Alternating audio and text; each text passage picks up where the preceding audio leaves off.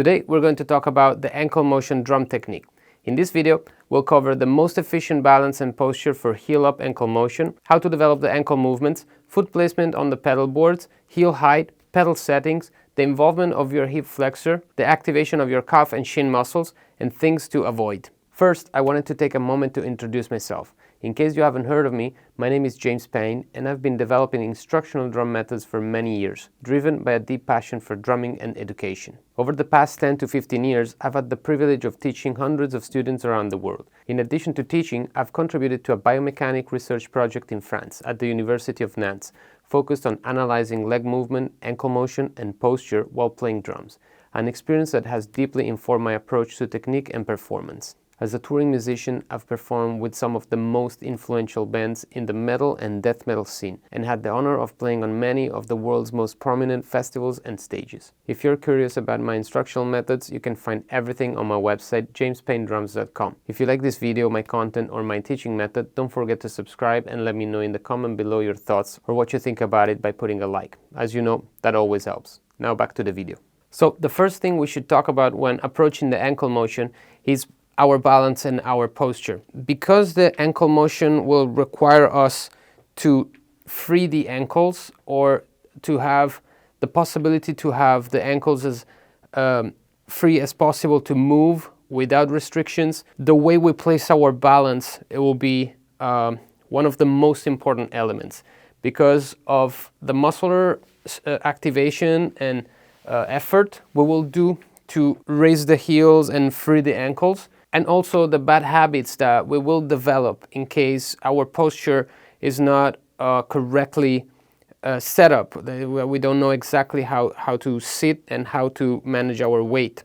Okay, so a lot of the times we have a tendency of either like moving our weight towards the front, which puts all the upper part of the body, the weight of the upper part of the body on our feet, and so we start from a pressed position of the beaters, and then when we want to play ankle motion, we either kind of like work on a pressing motion, which takes a lot of physical effort to do and limits the dynamics because we don't allow the beaters and the body to move freely, and so we rely a lot on the things like triggers, and we sacrifice the acoustic sound of the bass drums because there's no way for our body to kind of like move freely, but also it affects the spacing of the notes, the accuracy, how, like, if we're playing the right amount of notes in the right, in the right measure. So, and this is extra work that we're doing just because we start from a position of wrong posture where we're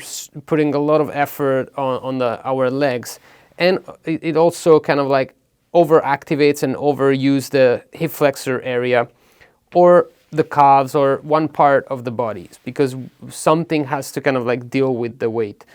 Another habit or another thing that happens instead, like if that's not our approach, is that sometimes we move our weight constantly. We shift the weight every time we have to activate the ankles. We shift our weight and then we go back, and all this activation, all this motion affects our accuracy, affects our quality of playing, but also activates and stresses the back or our abs or again the legs. So it's a lot of work that we can avoid just by sitting in the correct way and creating the right habits to free the ankles. And there are two things that we should keep in mind when we think of balance. Is of course the stool height and how are we sitting on the stool. These, in my opinion, are the two most important aspects of balance. So the stool height should be that in a way that when we raise our heels without pressing the beaters against the surfaces but keeping the beater away from the surfaces, we want the knee to be at the same level or a little bit lower than the hip flexor area. And this is because whenever we go over with the knee, that will overwork the hip flexor, will move us away from the drums, will shift our balance. Instead, if we are sitting in the correct way, just by doing this, nothing has to happen on the upper part of our body. The body is completely stable and there's very little activation and work of the hip from the hip flexor, because they're just dealing with raising the heels, and also the pedals kind of give us a little bit of support. I'm not pressing down, I'm not putting pressure on the pedals, but I'm not even kind of like lifting the legs completely. It's just like a halfway there, and this will allow us to be ready to just activate the ankle motion as you know we're in this position. Second thing that I always keep in mind is to try to have the head in line with the center of the stool.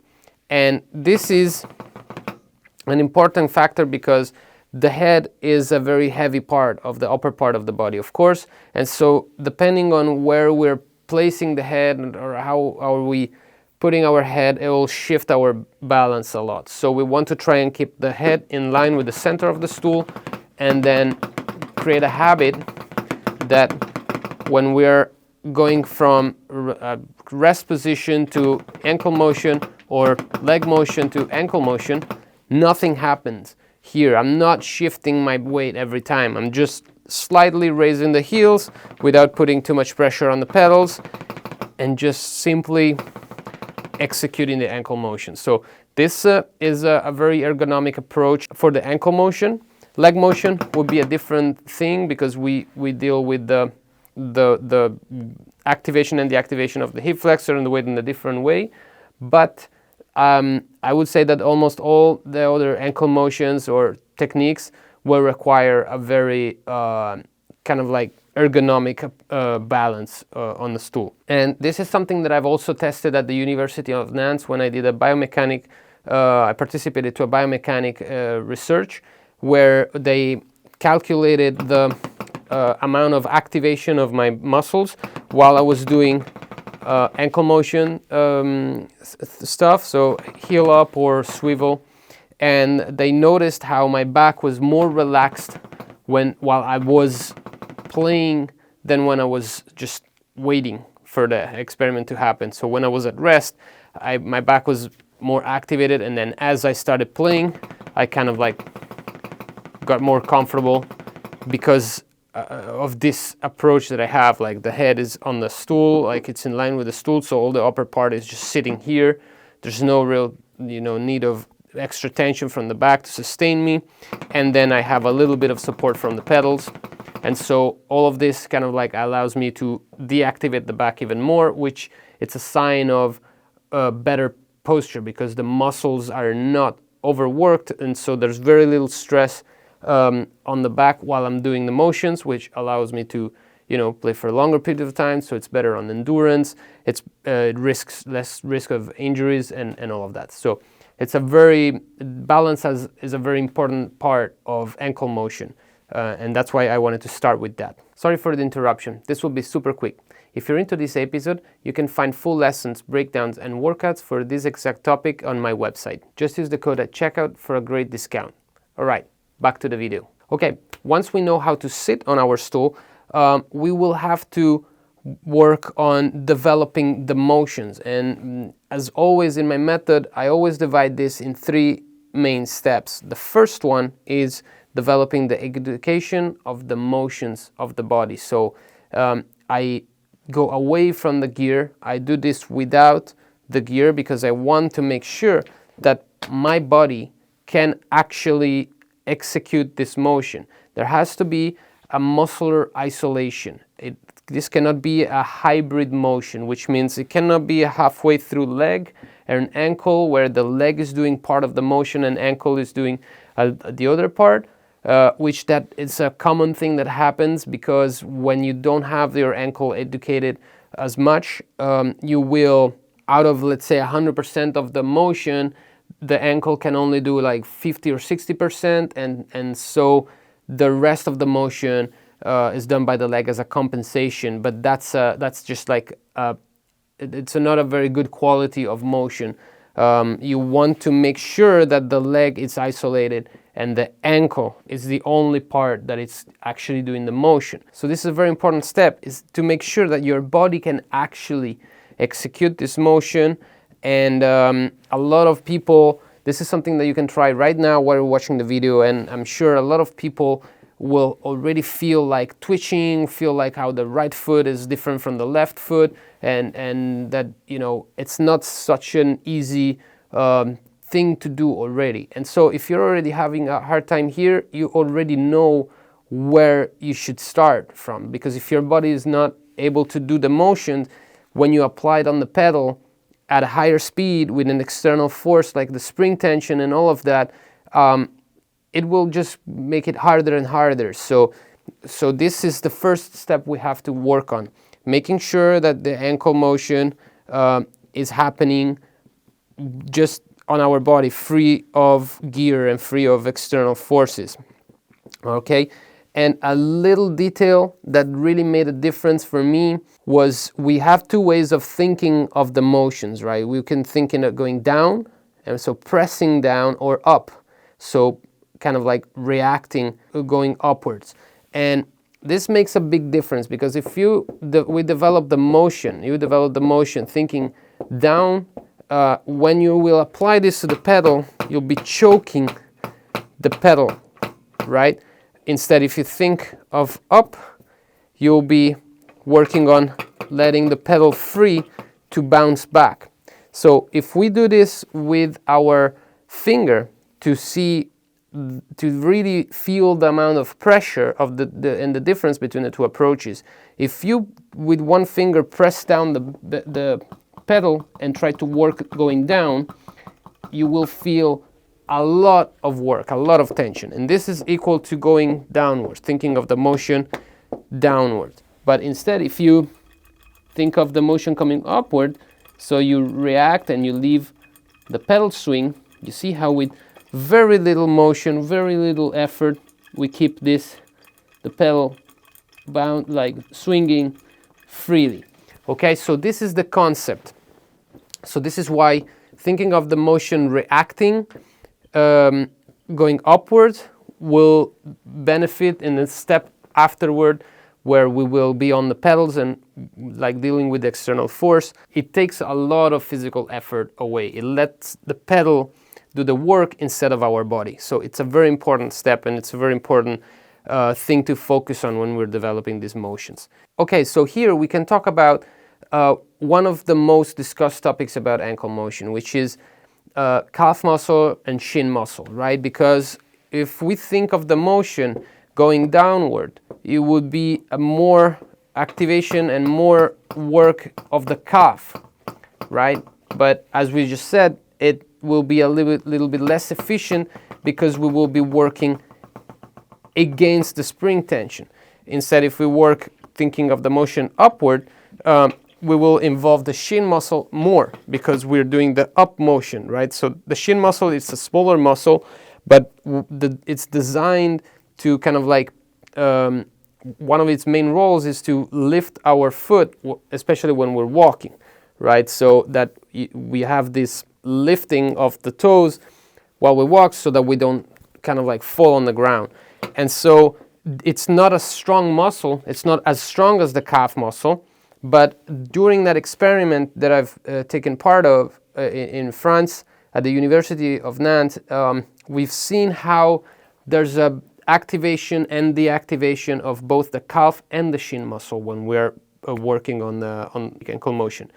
Both muscles are used, and there's a clear activation and the alternated activation and deactivation. So when we raise the toe, we have the activation of the shin, deactivation of the calf. When we lower the toes, so we do the down motion, there's a deactivation of the shin, activation of the calf, right? So we see this activation and deactivation. It's a very clear thing, so both muscles are used.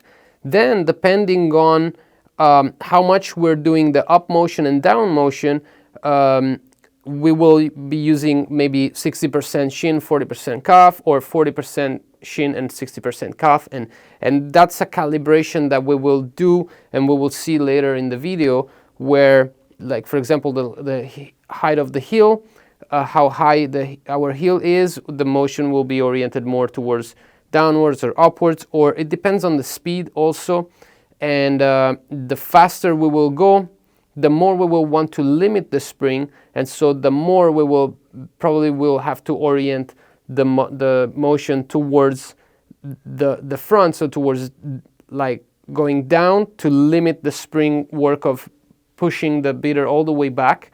But we will see these details with the spring on. But here already we can start anticipating a little bit that discussion, where every time also that we would see activation and of both shin and calf at the same time, we would see a failure of motion. So we would see that famous twitch that sometimes happen when people are trying to just use the ankle. There's like a twitch, there's a nervous, uncontrolled motion that correlated with a co-contraction of the shin and calf muscle. And so as I was having, or the drummers were having, a regular activation and the activation of the calf and shin muscle, this was very, the motion was very clean and very, so it means they had a good, better technique. And as we would see this co-contraction, so the both muscles activating and contracting at the same time, we will see twitching, okay? And so my question was immediately, is this because of the muscular effort, like the muscles are getting tired, and so it starts to kind of like protect and contract to avoid, you know, injuries or anything like that? Or is it education issue where the motion is not educated well enough to kind of like have the right sequence of events, like the right activation and deactivation happening? And so I tested on a bunch of people that never played drums. I asked them to do this motion, and the twitching was happening immediately, which gives me the answer of it's an education problem. So this is not something that you solve through strengthening your muscles. So if you go to the gym and you lift weights and you have bigger calves and bigger shin muscles, this won't solve the issue, because the issue is on education. So it's a rehabilitation approach, kind of, rather than heavy weightlifting approach. In the rehabilitation approach, what we do is we educate the body and the motor system to do the correct motions. It's like when somebody has a car accident or something happens and you have to rehabilitate your body, you have to re-educate your one leg walking correctly or things like that,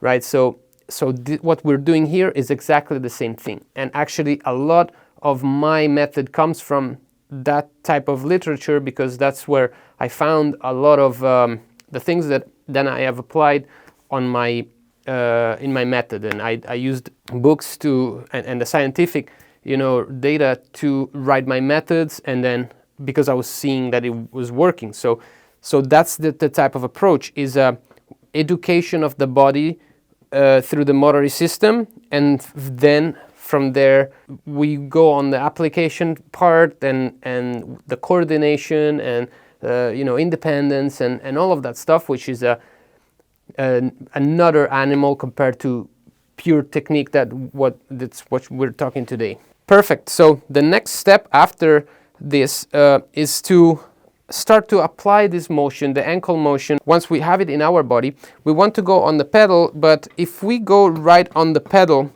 we will see that we will still have a hard time dealing with the pedal, because there is a constant motion. There is an external force that is going to eventually, most likely, most of the time, work against us. We'll feel like we will try to work with the pedal, but we won't be synchronized to the pedal.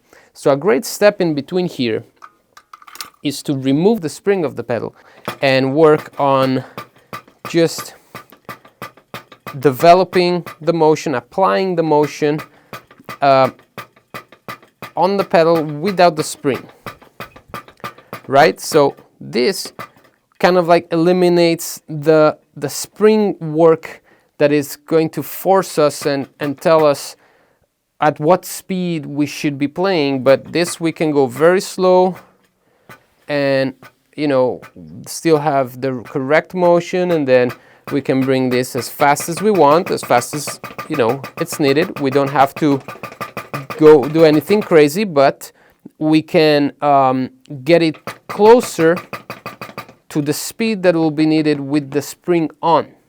Okay, so this is a great step in between just working without the pedal and working with the spring already on. We can start from very slow, literally repeating exactly what we're doing on the floor, but on the pedal already, and then slowly start to speed this up. And then when we get to a speed that is close to what we will be when we have the spring on, well, we can put the spring back on and start working with the spring tension. Okay, so a few details here to keep in mind when we do this type of exercise is don't kick the pedal, because that means that you are working against, like, let's say you're completely not synchronized to the pedal and you want to stay synchronized to the pedal as much as possible. And because like if you're kicking the pedal board, it means that when the pedal is coming back, you're kicking it back down, and so when then you put the spring on, it means that you're basically doing the same thing. You're forcing the pedal down instead of following and being synchronized to the pedal. So staying synchronized to the pedal is the most important thing of this exercise. Another important thing that has to be said about this is you need a surface that has a good rebound. You cannot do these exercises without a surface that has a good rebound. So make sure you can simply push the beater on the pad or on the drum head, whatever you're working on, and the beater comes back. It doesn't die on the surface, because then in that case it defeats the purpose of the exercise of not having to push too much or like to activate too much the muscles, but you can just start delicately and nicely and then make it more intense as you get used to it. Quick heads up, then we'll be right back. If you're studying this technique seriously, I've got full module, drills, and in-depth workouts on my site that go way beyond this. Use the coupon code for a special discount. Let's keep going. Awesome, so the third part here is of putting the spring back on. And the first thing that we have to realize about the spring is that once you have the spring on, the pedal will be moving on its own. There is a speed that the pedal has based on your spring tension. And it's essential to know that when you want to work with the ankle motion, there's no purpose, there's no benefit in playing slow with the spring on. When you want to play slow, you'd rather use the leg motion, which with just the weight of the leg kind of like deals with the spring tension. All of this is done in a way and designed to activate the muscles as least possible, so that you don't have extra workout from the muscles, but that this becomes a very efficient and ergonomic approach to the pedal, right? So the weight of the leg, just by letting the weight fall, you can deal with the slower stuff. Slower meaning from the natural speed of the pedal to slower. But when we get to this point, then this is where you want to start using the ankle, because this would be too fast for the leg motion.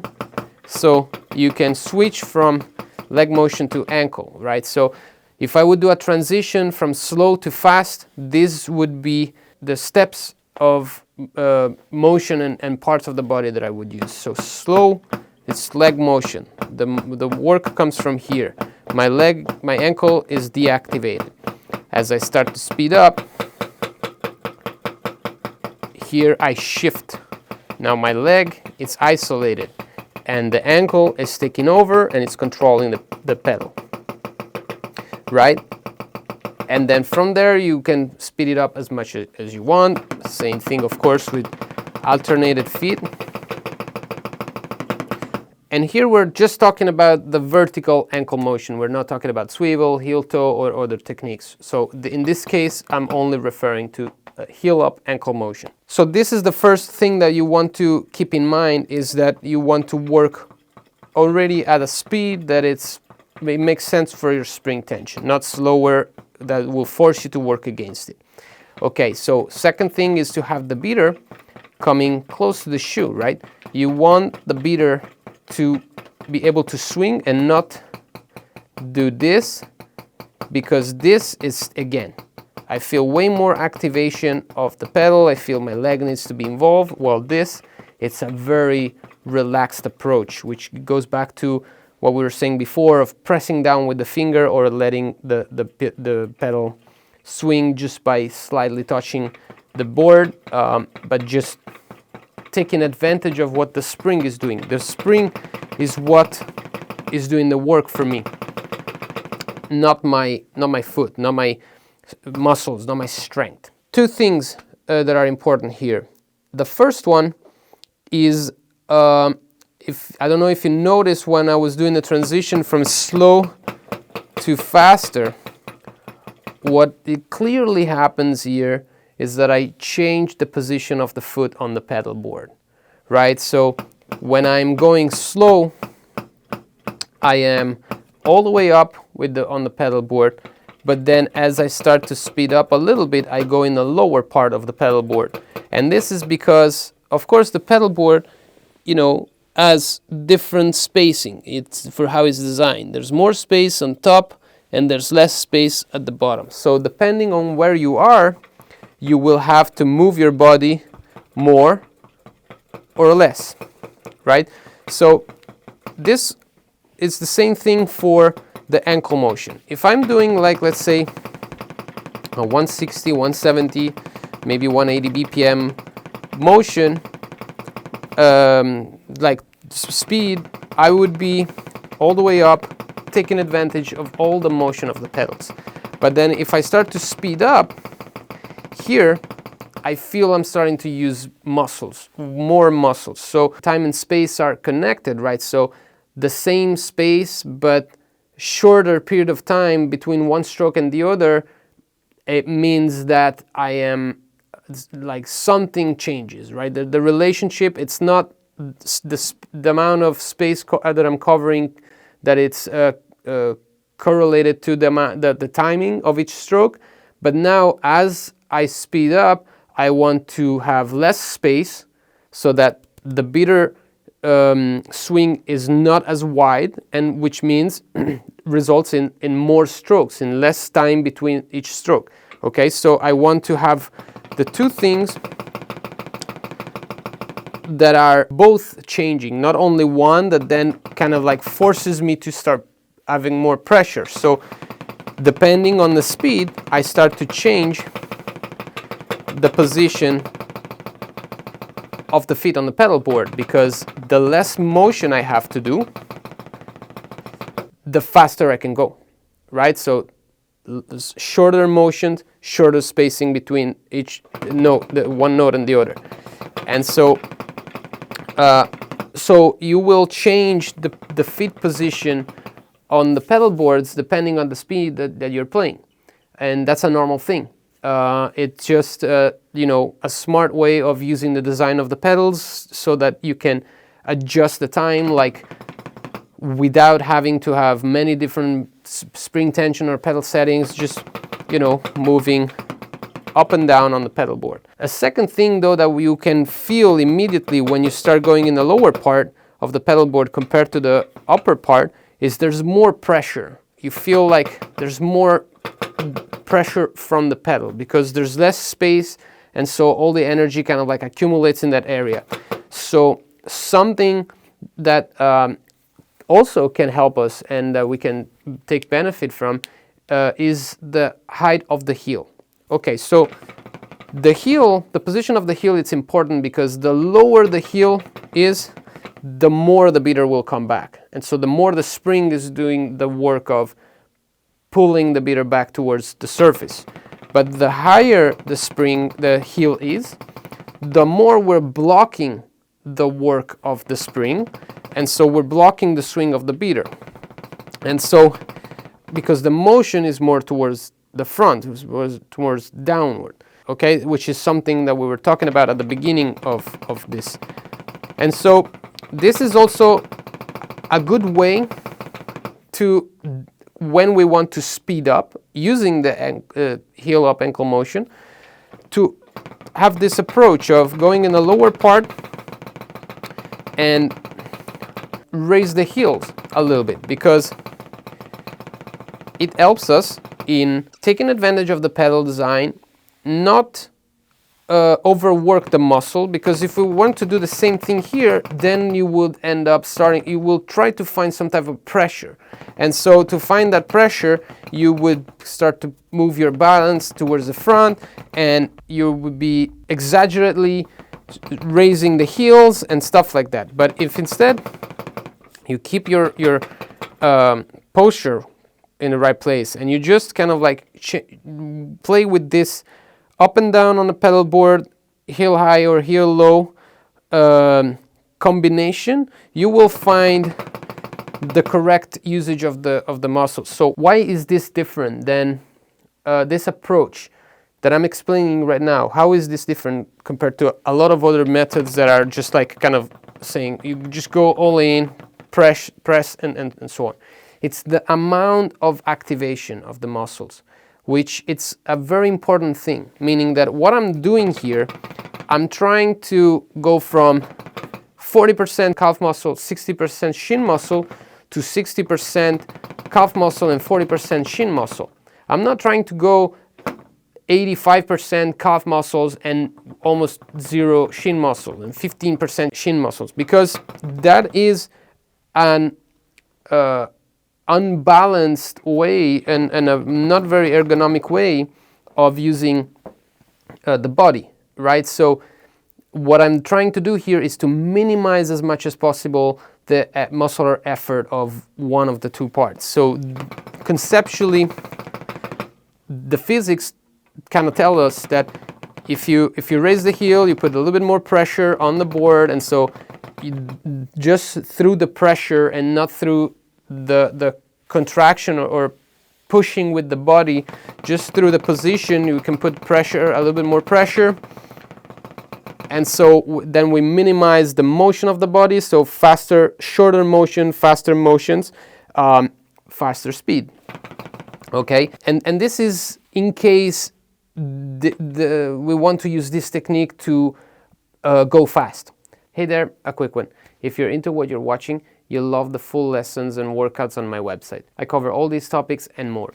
Use the coupon code to have a discount. All right, thanks. Back to the action. When I started developing the ankle motion, and I've seen how, because we're talking about body efficiency, right? How to be as efficient as possible with our body motions and muscular activation to avoid injuries in the future, to have more endurance, to have more consistent playing when we're on tour and things like this, right? Or throughout the years. The problem is that there is also the efficiency and the quality of sound, right? So we have a technology today with triggers, we can really make like very short, very low dynamics sound massive. It's not my personal favorite approach, because I still believe in the artistic value of expression. When we're playing fast, you still want, the dynamic and the density of sound, but these are all details and styles that everybody then develops. But because of my preference, I've switched into swivel, which if I do a heel up ankle motion at this speed and then I switch to swivel, I feel way more dynamic and less tension because of the nature of the motion. The lateral motion will allow me to have less tension and less restriction than the vertical motion. But this is just a stylish thing. I also think that if you want to be a live drummer or need to be in a studio or prepare for a show, and this is the faster approach, go with what makes the job done. Okay, so if this is the approach and it works and then in time you want to develop other ways, it's fine. If this is your style and you like this as your style, it's perfect, and this would be actually the most ergonomic approach to avoid injury in time. Okay, so a combination of and you can also test lower heel, feet all the way up on the pedal board, and you can feel what it means, and then you try the same place on the feet on the pedal board, but you raise the heel and you see what that means, and then you do the same thing on the lower part of the pedal. You see low heels, almost nothing is happening, it's almost all leg motion here. So instead, if you raise the heel,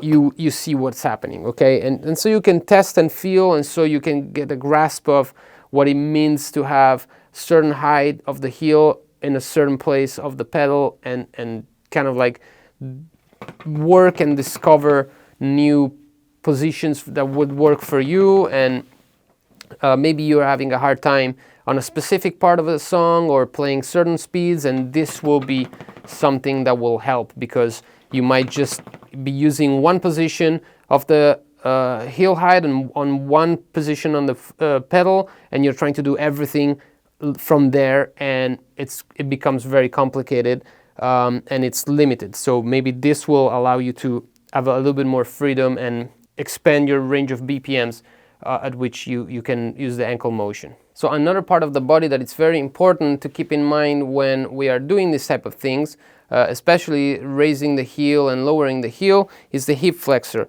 Like when we're raising the heel, we don't want to kind of like move our body or to stress too much the hip flexor. We can put pressure on the pedals. That's the entire point here of raising the heels, is to, if I would have to put more pressure with the heel low, I would have to press with my hip flexor and with my quads. I would be pushing down from here and activating these muscles. But instead, by doing this, this position compensate with the pressure and the strength that I would need from the quads. Okay, you can try this. If you try to press down with the heel on the pedals, you will feel a lot of activation here, and instead, if you go from here, you raise the heel and you just put the pressure, you feel activation on the calves.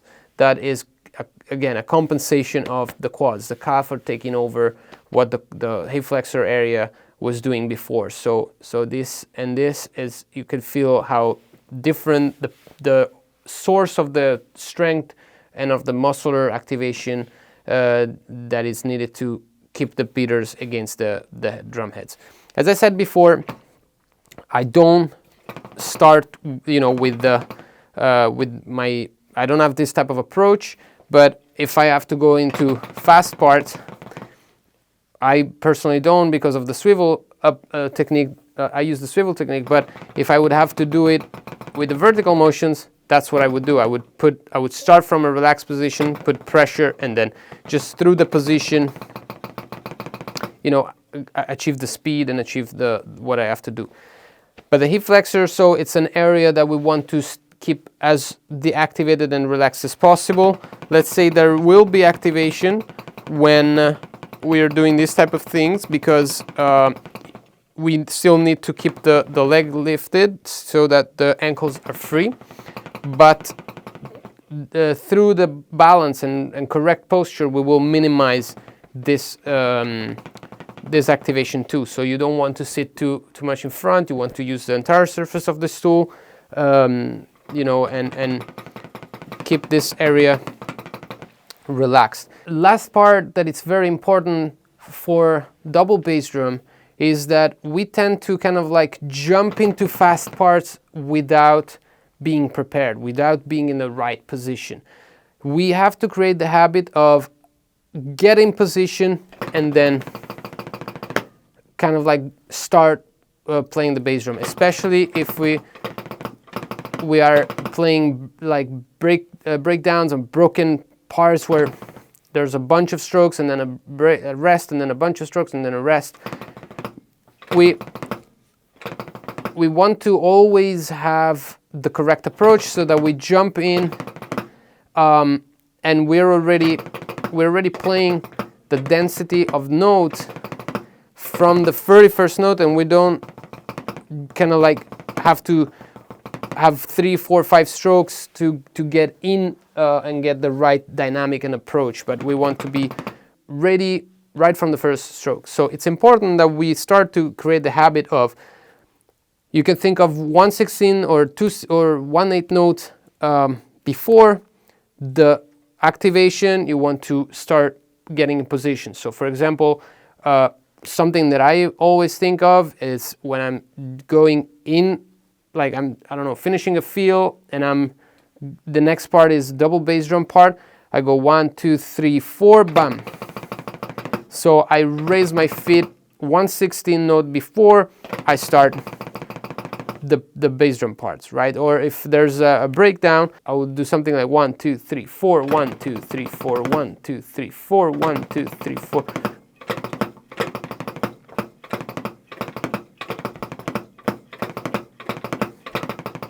So also here I'm minimizing the activation, the muscular activation to the minimum, because I'm not staying in a stressed position the entire time. That, you know, in a long period of time, like if I'm playing an hour and a half every day on tour or just practicing, I will start getting tired because I'm overworking the muscles. But I keep everything relaxed until 1/8 notes or 1/16 notes before, and then I can go back relaxed. And so this will benefit endurance, and the fact of being prepared 1/16 notes or 1/8 notes before the first stroke.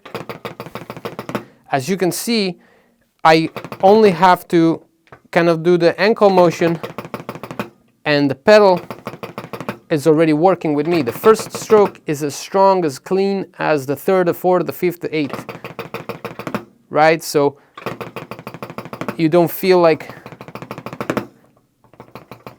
this type of things where it starts with a little bit of trembling and then as I'm going it gets rolling. No, dynamic and precision right from the first stroke, and that's very important. And that's all because I prepare my feet, they're in place just a little bit before, and then I kick in. Okay, I want to conclude the video talking about a few things that we should be avoiding for the ankle technique. The first one is having tension in the lower back. Okay, so if we have tension in the lower back, it will affect the hip flexor, because the hip flexors are muscles that are connected in the lower back. And so if there's tension here, automatically we're putting tension here. And so the tension here then will show in the lower part of the feet, because it's all somehow connected. A contraction, it's like we hit a brake of a car and then we hit the accelerator. There's something that is blocking the smoothness of the motion. So we want the lower part of the pedal of the back to be as relaxed as possible, and it will relax the hip flexors. And instead, if we tense it up, we will feel this area getting contracted. I know that when we're sitting at the office, we probably need to do something opposite, where we sustain ourselves and we don't kind of like sit in us like this, but this is a different thing. This is a efficient activation and deactivation of the muscles. So the less we activate the muscles, the better in this case. We don't want to have like a constant contraction for an hour and a half and like having all of this workout to then kind of like end up in tensing up other parts of the body. So this goes back to balance and posture. You want a good relaxed lower back so that it doesn't affect the hip flexor, and you can start with the minimum activation. So when we say we're to have a relaxed approach, to stay relaxed, it doesn't mean that the muscles is not doing any work. It means that it's activating, but we're allowing it to deactivate as much as possible also, so that there's no constant contraction and it doesn't tire us and it doesn't work way more than what it's supposed to be working. Hold up, 3 seconds, promise. Everything you're seeing here is just a taste. My website has full breakdowns, exercises, and structured workouts to master this. Use the coupon code for a discount while you're there. Now, back to the video. The last thing that we have to pay attention to is the toes.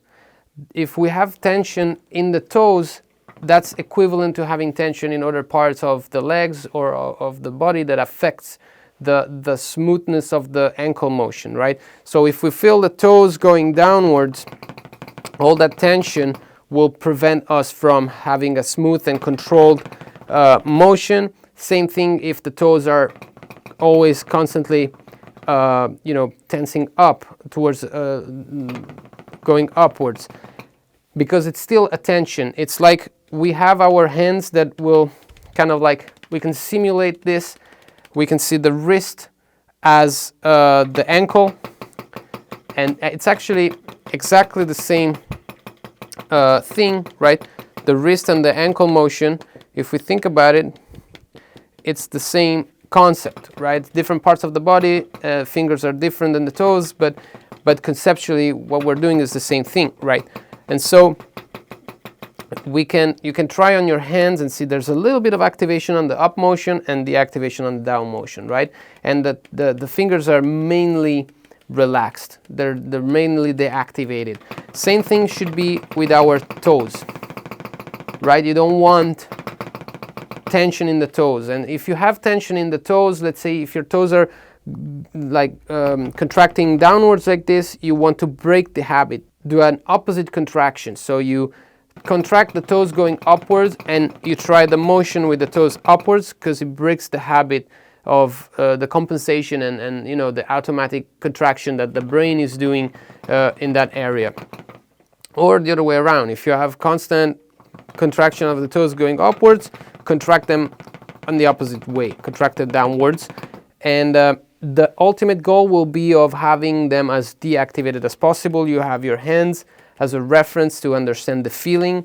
That's the ultimate goal. This is just a step to break a habit if you have a hard time relaxing and deactivating the toes while doing these motions, these exercises. Okay, awesome guys. So I hope this video was of help. I feel like there's a lot of confusion on the internet about all these details about the ankle motion, so I tried to put all of them together and give an explanation that I've had the opportunity and the luck to see and really experience with the biomechanic experiment. And so now we have scientific data that can prove what is happening at a muscular level and what it means to have a good technique, a good quality of motion, and so on. And we don't have to guess. It's clear now, it's out there, so hopefully this will help all of you to master this technique. And if you want to go deeper in this topic, I have masterclasses,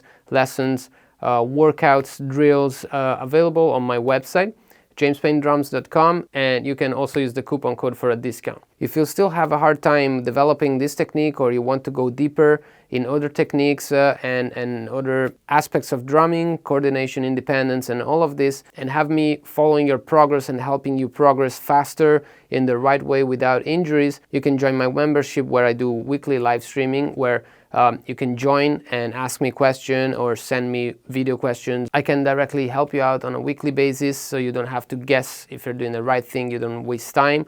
I can see what you're doing. I follow all the students in my academy, my membership, so that you're guided, and I can help you do the right thing and observe all these details on you directly. Okay, so go and check jamespaynedrums.com and you will find all the information, or feel free to contact me and subscribe to my mailing list to stay updated on my future masterclasses, lesson, workouts, and all the activities that I do. I'll see you next time.